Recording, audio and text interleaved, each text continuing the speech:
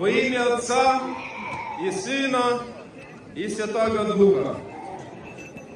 Дорогие владыки, честные отцы, братья и сестры, всех вас поздравляем с сегодняшним праздником Преображения Господня.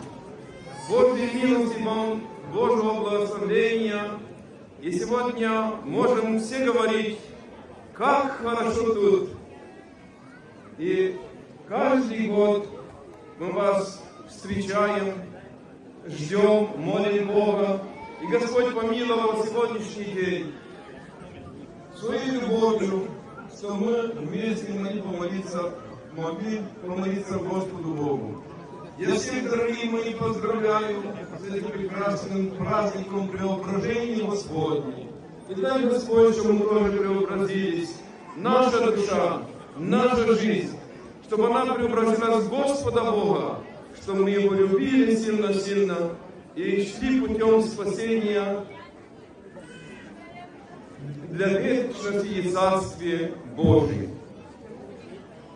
Дорогие братья и сестры, я вам хочу подякувати всім за вашу віру, за вашу любов, за то, что вы остались верны Господу Богу и нашей канонической православной вере. Никто и никогда не может одолеть Церковь Господню. Это вы есть. Я создал мою церковь, и Господь создал свою церковь. И сколько бы ни старались люди уничтожить, убивать, закрывать в тюрьмах, бить, забрать наши святые храмы, ничего не смогут делать. Потому что Бог с нами. Бог там, где правда и где истина, которую Господь оставил нам уже тысячи и тысячи років. Дорогие братья и сестры, оставайтесь дальше верны Богу, потому что могут забрать стены, могут нас закрывать в тюрьмах, могут еще долго судить и издеваться над нашими священнослужителями, нашими архиереями. Но я прошу, проснитесь, опомнитесь, пока не поздно, бо ударит Господь.